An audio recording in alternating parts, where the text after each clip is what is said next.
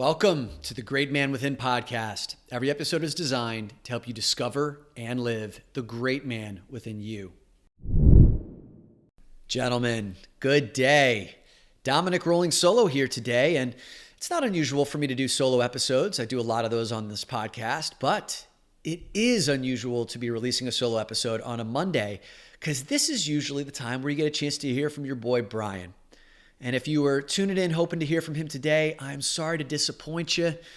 As you've heard from recent episodes, Brian has recently gotten engaged, and he and his beautiful fiancée Becca have bought a home in Philadelphia, and they are still getting settled in down there. So Brian sends his regrets, and I hope that it's okay with you that you and I are hanging out one-on-one today. Now, one other really exciting thing is, after 14 months of the Great Man Mastermind, which kicked off in March of 2021, meeting online every single week for 14 months, our group is finally getting a chance to get together, all 20 of us, heading down to Austin, Texas next week for our first 3-day immersion in person. And that includes Brian. And oh my God, guys, I can't tell you how much we have earned this in-person time.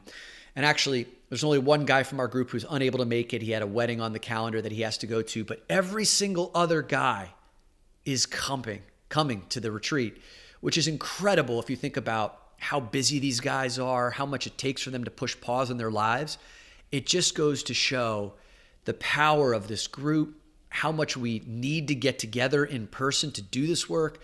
And that's where we're going to be next week, which also means we're going to miss our podcast recording next week, which is why I'm here today doing a solo episode. So I am thrilled to be bringing to you a brand new segment for this show that I believe will be a recurring theme because I run this exercise in all of the masterminds, and it's one of the most powerful and popular. And this exercise, this theme is called, What Would Your Great Man Do? Now, in case you've forgotten, the entire reason why this podcast exists is to help you to discover and live that great man within you. Remember, there are two lives that we all live. The current life that you are living, the person who you are today, and then that great man within you.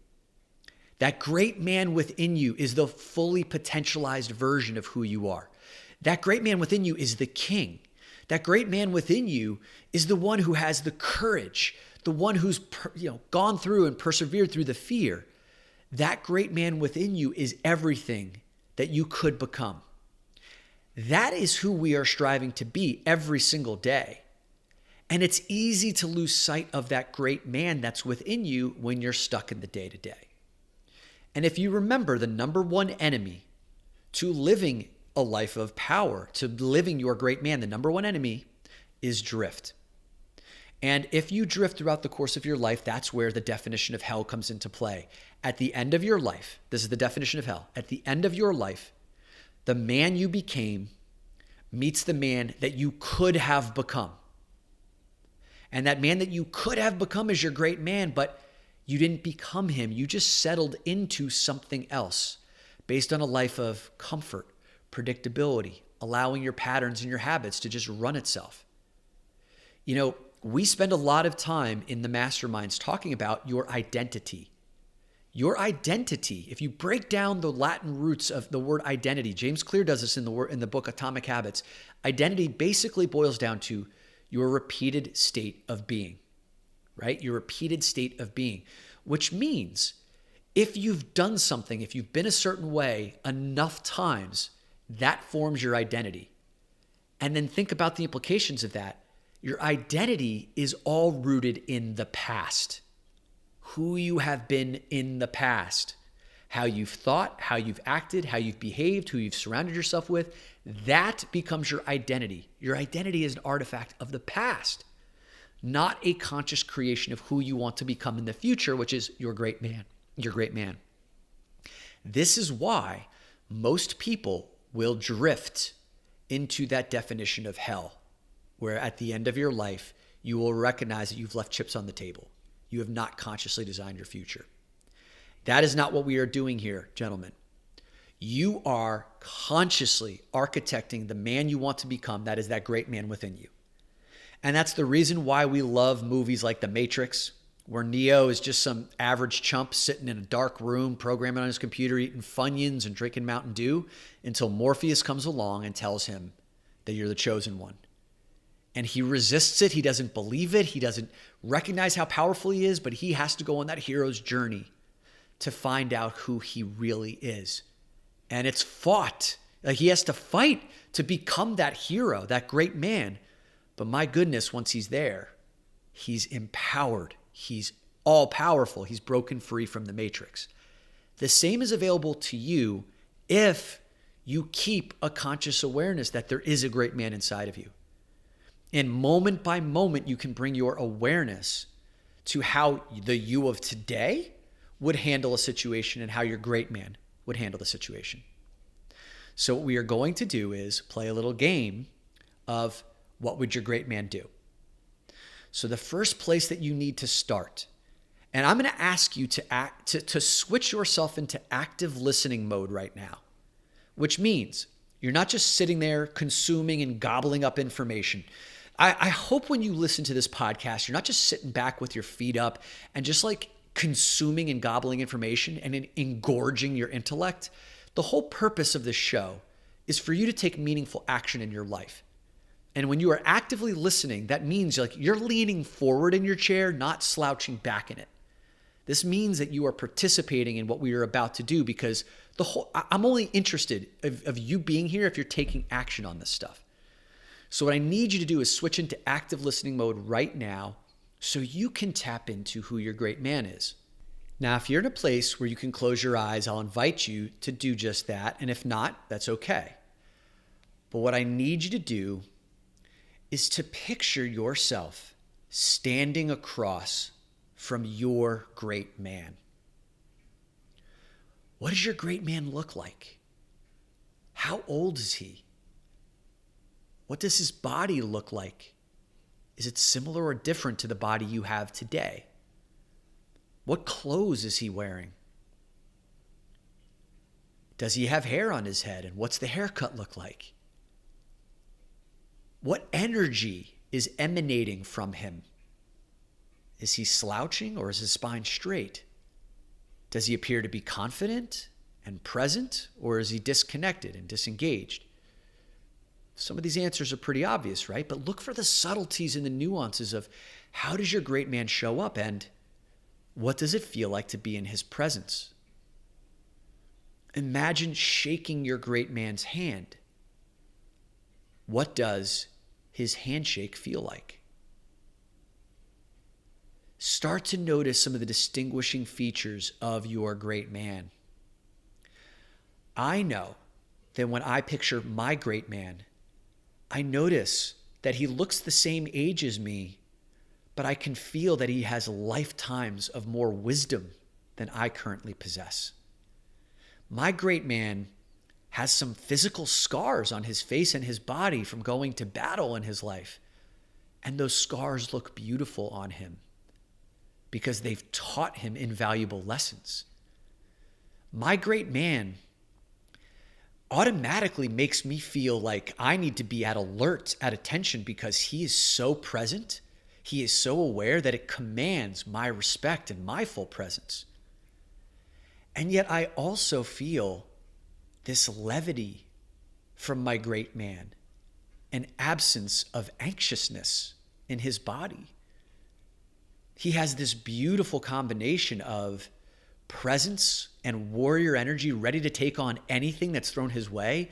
And yet he's the same guy who can laugh at a moment's notice, who can crack a joke, right? Who is enamored by the many mysteries of life, the intrigue of life. There's a lightness to him. Why?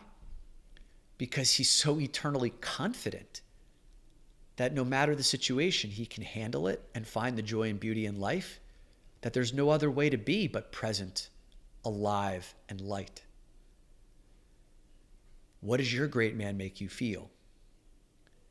So the first step here is connecting with your great man. And now we are going to go into a few categories of what would your great man do?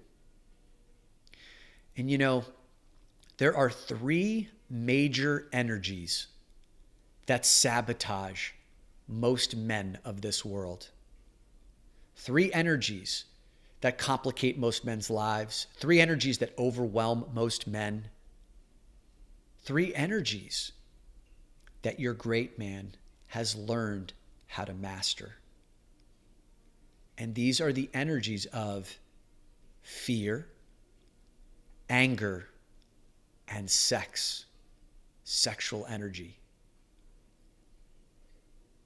Perhaps in this moment, you can connect with your, not your great man's, your relationship with the energies of fear. When you're afraid, how do you respond? What's your thought process like? How are you to be around? Do you fight, or do you go flight, or do you freeze in the face of fear? Right? When it comes to anger, what is your current relationship with anger? Do you express it? Do you explode? Do you stuff it down and then become a ticking time bomb? Do you become exhausted from biting your tongue and eating those shit sandwiches? And what does your great man do? Sexual energy. When you feel the sexual urges and the desires, do they command you? Do they overwhelm you? Do you need to get that sexual energy out of your body as fast as humanly possible so you can think again? How does your great man react? So let's go into some very specific situations. Let's go into sex first. Okay, this is where you have a chance to go into what would you do and what would your great man do. Keep the connection with your great man. Sexual energy. Let's say you are in a committed relationship with a partner. You haven't seen this person in a while, or you haven't connected with them sexually in a while. You are fucking horny, and you make a move on your partner, and your partner rejects you, doesn't want to have sex.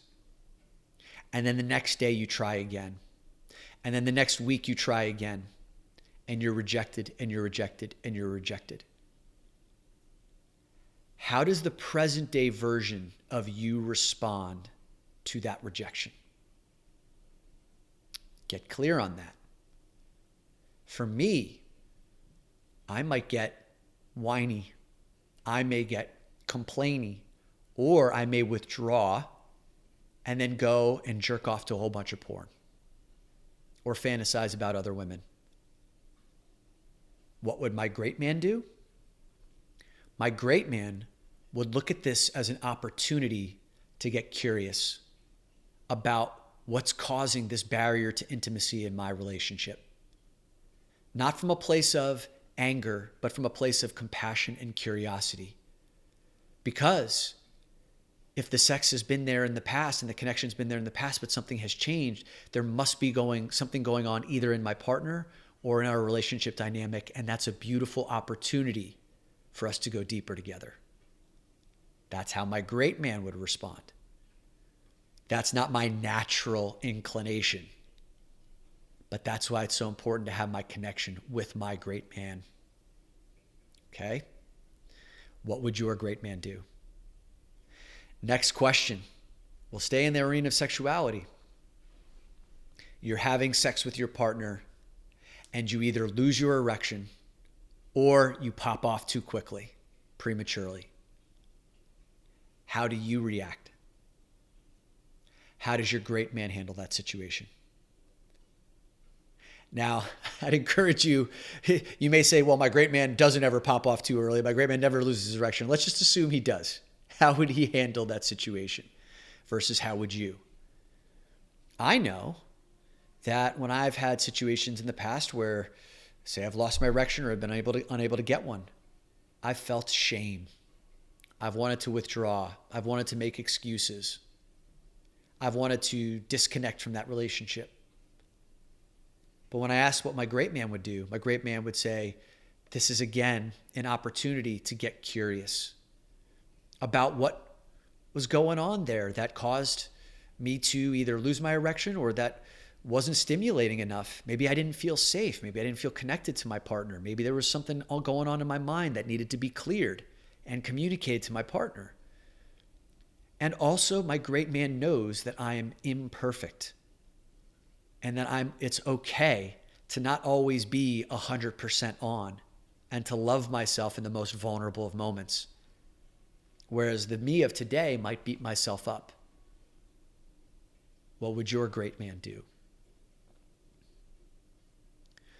Now, let's move off the energy of sexual and let's move into anger. Here's a real life situation that was brought up by the men in the Digital Mastermind. Let's say you have been working your ass off and you have not taken a vacation in months, maybe even longer, maybe over a year, and you have finally decided to take a week off. And while you were on that vacation, on your very first day away, your boss, or let's say one of your clients who you've communicated to that you're going to be on vacation, totally disregards the fact that you're on vacation and calls you and wants to bring you back into some work situation, showing absolutely no respect for the fact that you've communicated for weeks that you're going to be on vacation and unable to be reached, but your boss reaches out or your client reaches out, completely trampling your boundary. How do you react? And how does your great man react? Perhaps there's a part of you today that feels angry and resentful or maybe even helpless, and maybe will acquiesce to your client or to your boss without standing up for your boundaries. Or maybe you'll be really angry and you'll respond back to them, but you'll do it in a passive aggressive way, or maybe you'll snap at them. How would your great man handle it? I know that my great man, when my boundaries are impeded upon, he doesn't lose his center. He stays grounded in his center and recognizes that there are some people who are just not awake, who don't know how to respect other people's boundaries, and it's not personal to me. And would either reach back out to my boss or my client and say, hey, just to remind you, I'm on vacation and I'll be getting back to you next week. And if my boss wants to throw a hissy fit, if my client wants to go balls out and rip me apart, then I've recognized as a great man that these are not the situations that I want to be in, and will be willing to deal with the consequences of either having to find a new job or find a new client that does respect my time. And that's something that's big to work towards, right? That requires knowing where I am internally and what my center is. That's what my great man can do. What will your great man do? And then finally, let's move to the category of fear. Another one of the key themes that has come up in our masterminds is avoiding having difficult conversations. Conversations that need to be had with significant others, with bosses, with employees, because there's a fear of either being rejected, losing your cool, not getting what you want, and therefore you never approach the issue at all. And you continue to live with that resentment or that fear, and nothing ever changes. So the situation here is, think about a difficult conversation or a resentment that you've been holding against somebody that you have not addressed directly. And think about how you're handling that now and how your great man would handle it. What would your great man do? I know for me personally, there are times where, say someone has been late to a meeting, or someone delivered subpar work, or someone said something to tweak me. And in the past, I would have been afraid of confronting that person because I was afraid of the conflict. I was afraid of me losing my cool and saying something I would regret. I would say to myself, I'd rationalize it. Oh, you know what? I can just turn the cheek because I'm a better man. But in my mind, I'd be killing that person, which is not the way I want to live my life. That's how I would have been. My great man when it comes time for a tough conversation, looks at that situation as an opportunity for growth. Awesome. This is a chance to practice getting stronger in the face of these big energies. If I can practice being in fear and not running away, not collapsing, not losing my cool, the more times I can practice in those arenas, the more comfortable I become leaning out over my edge in everything I do. And therefore, I can become one step closer to being this great man all of the time. Therefore, what state would I need to be in as my great man before I have this difficult conversation? How can I have compassion for the other person while also speaking my truth? How can I go and say the thing that's absolutely true in my heart and release the attachment to needing the person to respond in any particular way? Because I have no control over them. My great man would have the tough conversation knowing that the only thing I can control is speaking my truth, doing it in a way that I'd be proud of, and then releasing attachment for that person to respond in any specific way. I can never control them, and I don't want to be dependent on an outcome for me to feel a certain way. Gentlemen, this life-changing practice of what would my great man do can help you in any arena of your life. We did this exercise with the Digital Mastermind about a week and a half ago, and we focused in on work. And at the end of the session, I said, there's one area of your work, of your career, that desperately needs your great man to address. Whether it's a specific project, a strategic project, a powerful project that you have been avoiding because it's too complex, or because you're scared of starting it, or you're afraid of failing, or because the urgent stuff, not the important stuff, has taken most of your time and attention, your great man now needs to step up in that. Or your boss needs to hear something that you've been holding back. How can your great man communicate it? One of your employees or one of your colleagues hasn't been stepping up and they need to hear it. How can your great man deliver that message compassionately, releasing attachment, speaking your truth? There is one area of your work or in your life right now that requires your great man more than any other. Can you get present to what that is right now? And think about how you're handling it right now and how your great man would handle it. And what I want you to do is make a commitment to yourself right this moment, right now, to step into your great man and to address it over the next 48 hours. Even if it's one small little move, the whole thing doesn't need to happen in 48 hours, but one action needs to be taken in the next 48 hours as your great man to address this area of your work or your life that has the highest impact, highest point of leverage for you. Get yourself into the habit of asking yourself, what would my great man do? Right? This is just like how, right, a lot of Christians wear the bracelet that says, what would Jesus do? Same concept, except this is the new identity you're creating. What would my great man do? When my partner or spouse says that thing that triggers me, what would my great man do to respond? When I'm bumped up against fear and I feel immobilized, what would my great man do and act from that place?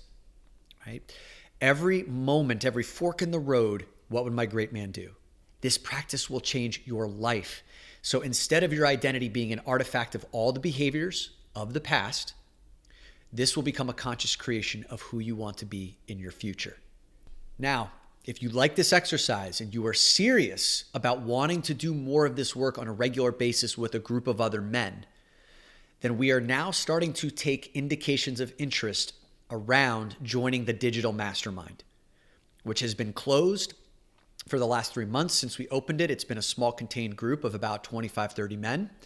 And I'm now starting to take inquiries and doing interviews with men to see if you'd be a good fit for the next round when we decide to open it. I'm going to be putting an email address in the show notes below, but it's very simply hello@DominicQ. Hello@DominicQ. And all you need to put in the subject line is inquiry, or the subject line, just put Digital Mastermind inquiry. And in the body of the email, I want to hear from you why you are interested in potentially exploring the Digital Mastermind. The Digital Mastermind, we get together right now 3 times per month. We work on processes like these so that you can discover and live the great man within you. We explore the areas of fear, of anger, and sexual energies, because if a man can master just those 3 energies, then everything else in your life explodes.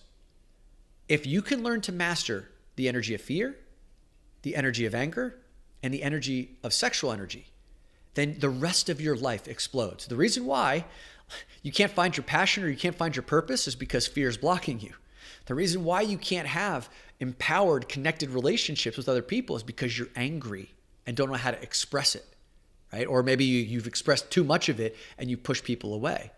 The reason why your intimate and love life isn't as on fire as maybe you want it to be is because this powerful sexual energy is taking you over versus you harnessing it.